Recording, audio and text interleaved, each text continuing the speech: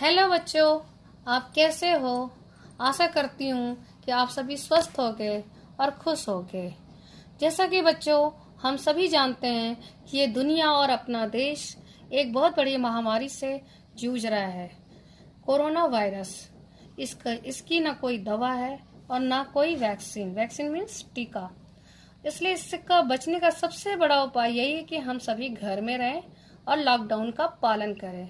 और आप सब भी लॉकडाउन का पालन कीजिए और अपने परिवार, अपने मित्रों को लॉकडाउन में रहने के लिए कहिए। और हर 20 मिनट में आधे घंटे पर या 1 घंटे पर अपने हाथों को साफ करते रहिए 20 सेकंड तक। और जब भी कहीं आप घर से बाहर निकलिए तो मुंह में मास्क लगा के निकलिए और लोगों से 2 गज की, कम से कम 2 गज की दूरी बना के रहिए, जिसको हम सोशल डिस्टेंसिंग कहते हैं, है ना। और इसको मेंटेन करेंगे तो आप इस बीमारी से बचे रहेंगे। सेंटेंस क्या है, हम उसको समझेंगे पहले। व्हाट इज सेंटेंस मीन्स क्या है सेंटेंस।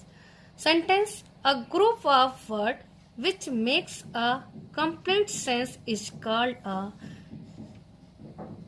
सेंटेंस।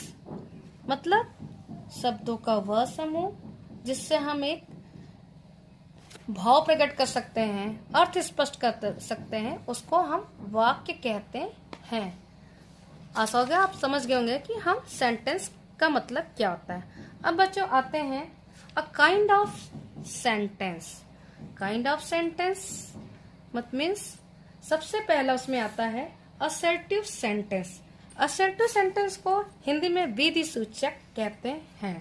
जैसा कि हम जानते हैं कि जो वाक्य किसी कार्य या घटना के होने के अथवा न होने की सूचना देता है उसे हम असर्टिव सेंटेंस कहते हैं। जैसे हरी reads a book.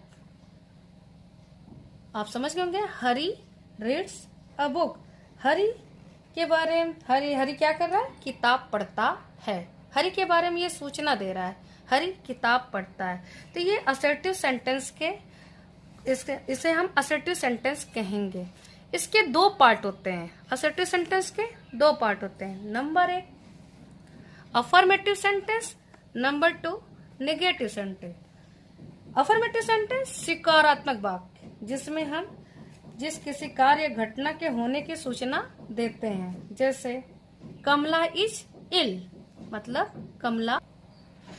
Example Kamla is in affirmative sentence का एग्जाम्पल है, सकारात्मक वाक्य। सेकेंड उसमें क्या आता है पार्ट, नेगेटिव सेंटेंस। नेगेटिव का मतलब होता है निषेधात्मक यानी नकारात्मक, जिसका हम नहीं में आंसर देते हैं।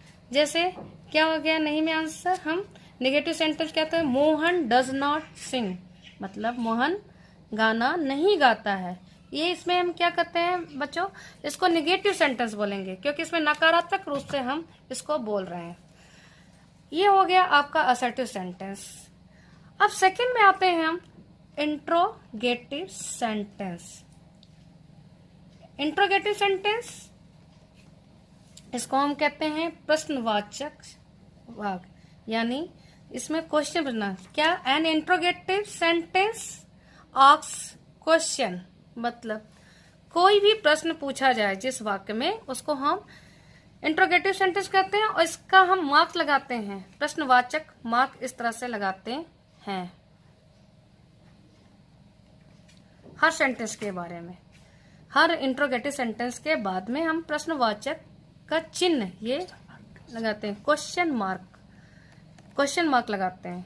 ओके, थर्ड पे आइए हम इम्परेटिव सेंटेंस, आज्ञा सूचक वर्ड, जिसमें हम किसी को आदेश दे सकते हैं, कमांड दे सकते हैं, रिक्वेस्ट कर सकते हैं, प्रार्थना कर सकते हैं, सलाह दे सकते हैं। इसको हम इम्परेटिव सेंटेंस में कहते हैं।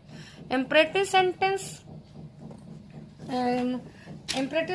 क्या होता है,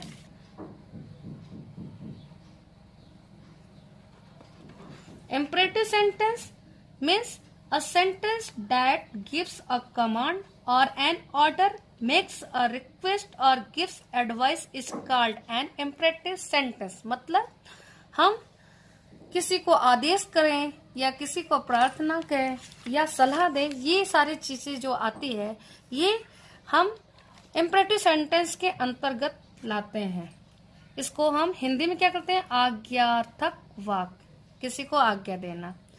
जैसे go there, open the door, go there, open the door. इसमें हम क्या कह रहे हैं, वहां जाओ, दरवाजा खोलो। समझ गए बच्चों। अब नंबर 4 सेंटेंस, एक्सक्लेमेटरी सेंटेंस, विस्मय बोधक। A sentence that express strong feeling is called an exclamatory sentence। मतलब जिस वाक्य के द्वारा हम भय, आश्चर्य, दुख, दया, करुणा आदि प्रकट करें उसको हम exclamatory sentence कहते हैं। For example, what a lovely painting, how dirty he is, what a shame। मतलब कितनी शर्म की बात है, कितनी खूबसूरत पेंटिंग। इसको हम इस तरह से जब बोलते हैं तो इसको हम एक्सक्लेमेटरी सेंटेंस इंग्लिश में बोलते हैं। हिंदी में विस्मय बोधक वाक्य कहते हैं। इसका एक मार्क होता है, जैसे एक डंडा, ये जैसे इस तरह से ये चिन्ह है, ये एक्सक्लेमेशन मार्क्स बोलते हैं। विस्मय बोधक चिन्ह, एक डंडा रहता है और नीचे बिंदी। पांचवा सेंटेंस क्या है, ऑप्टेटिव सेंटेंस, इच्छा बोधक वाक्य। इसमें क्या होता है, जिस वाक्य से कोई इच्छा, कामना, आशीर्वाद तथा अभिशाप आदि प्रकट करते हैं तो उसको हम ऑप्टेटिव सेंटेंस कहते हैं। जैसे may you live long, may you live long, may you prosper.